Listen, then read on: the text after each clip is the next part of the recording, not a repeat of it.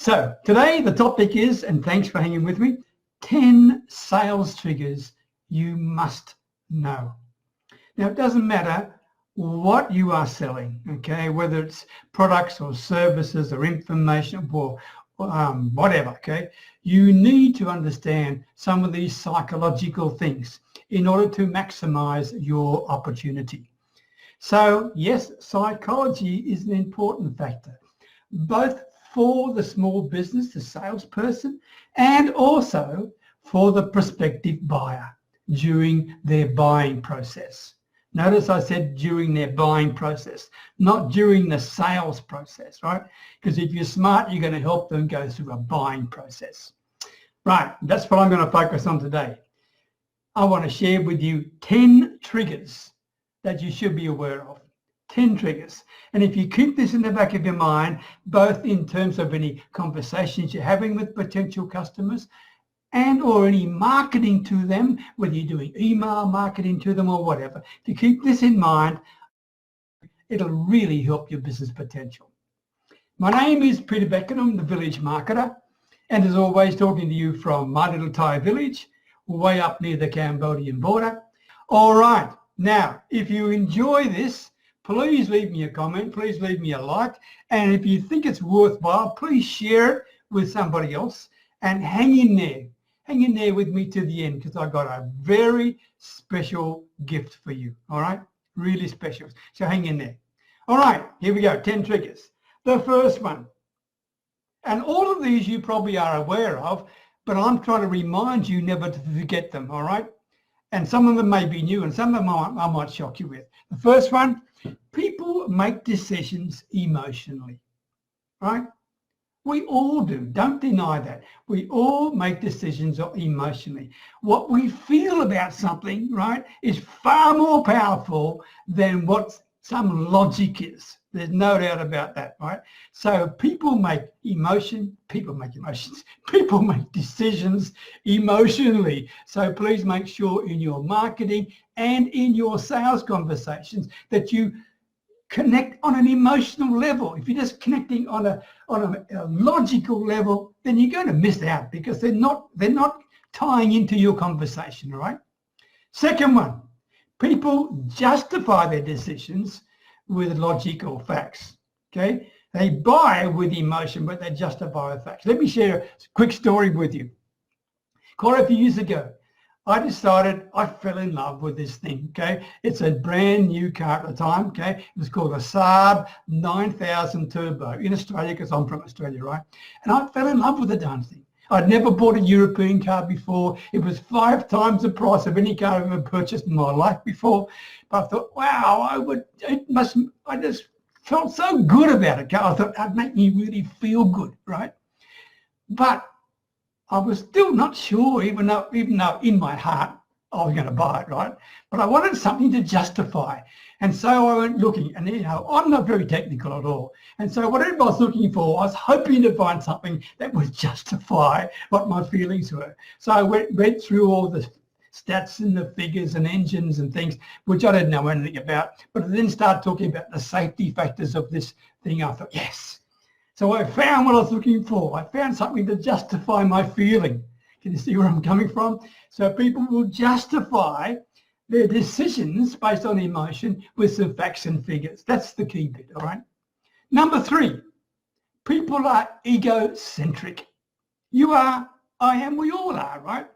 What the hell does that mean? It means we'll put it this way, we want to know what's in it for us. That's it, right? What's in it for us, okay?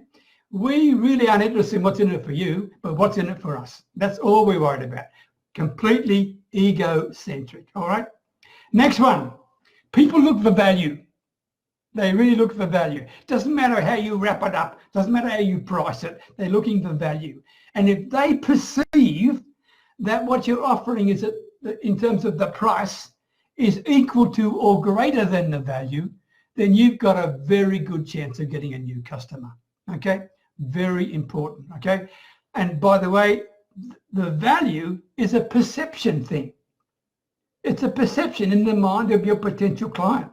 Not in your mind, in their mind, okay? Right, next one. You can't force anybody to do anything. People will do what they want to do, okay? Psychologically, this is important for you to understand this because I see people trying to push people. I see people trying to convince people. I mean, it's not going to work, right?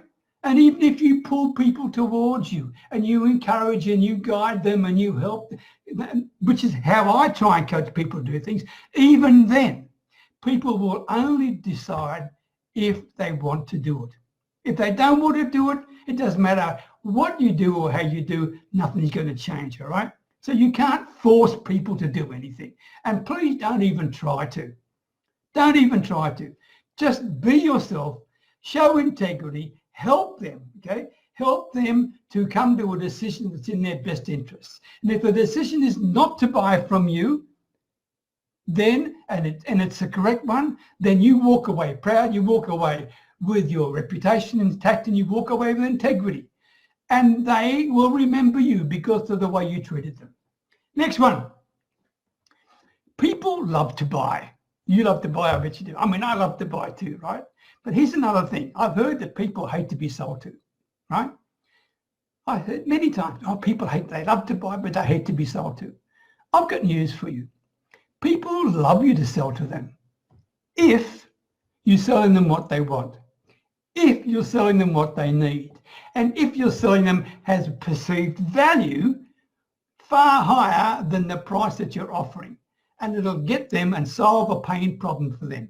If you can do that, they will love you to sell it to them, right? Because you've just solved a major problem for them, right?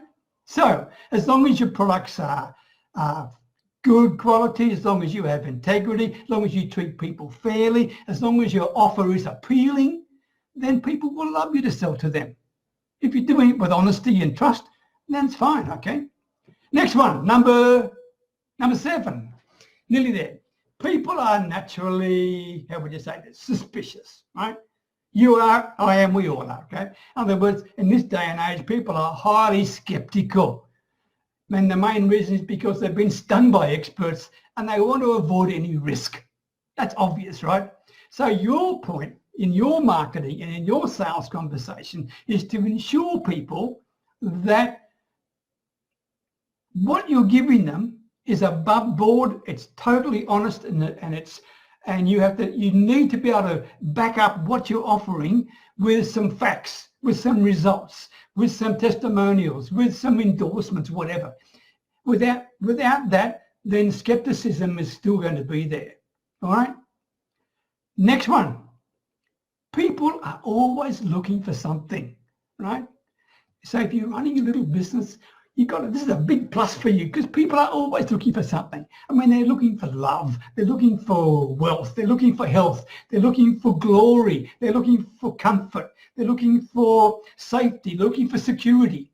If any of those things fit in with what you're offering, then people are looking for that. And especially if it's new. People love new things, right? So selling is really a matter of helping people, giving people what they truly want, okay? And they want love, wealth, health, glory, comfort, safety, and security. Pretty darn simple, right? Now, next one. People sometimes like to touch it, taste it, feel it, smell it, whatever it is. And if you're in the food business, then it's quite difficult online to actually sell people things. If you're online and you're selling services or information products, they don't really want to touch it and smell it, right? But the other factors I've shared with you, they want to qualify and make sure you're giving the right value for money, etc. So really, if you're in the food and the clothing business, you've got a big challenge because people are not sure about the quality. That's all.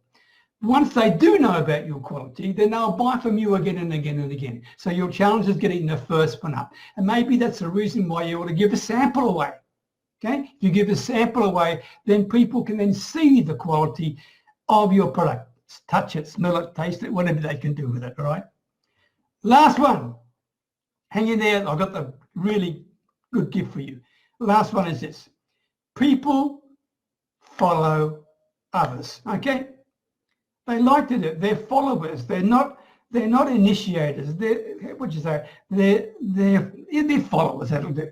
So if you're a leader, if you're an authority, if you can give guidance to people, then you will be extremely attractive to the vast majority of the population. And keep this in mind. Keep this in mind when you're going through your selling, when you're going through your marketing. Keep that in mind, okay?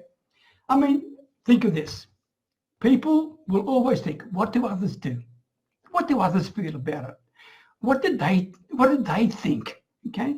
And that's why when they think this way, that's why things like testimonials are so important, okay? So if you've got a product that I know you believe in, otherwise you wouldn't be selling it, right? But if you've got a product, make sure you've got testimonials or case studies there to prove what you've got is real. Does that make sense? Now, here's my gift and here's my call to action. And I would be delighted to share it with you. All you need to do is message me, okay? And I will give you free access, no opting in required. You get direct access to it. It's a MP3 audio, okay? And you can download it and listen to it at your heart's content. It's about 25 minutes long, if you can put up with me for that long. And it's called Why People Buy. Why People Buy. If you're interested, I would be delighted and excited to share it with you. Once again, thank you for listening to me. Sorry for being a few minutes late. All the best from Thailand, and I'll talk to you again in the very near future. Okay. Bye for now.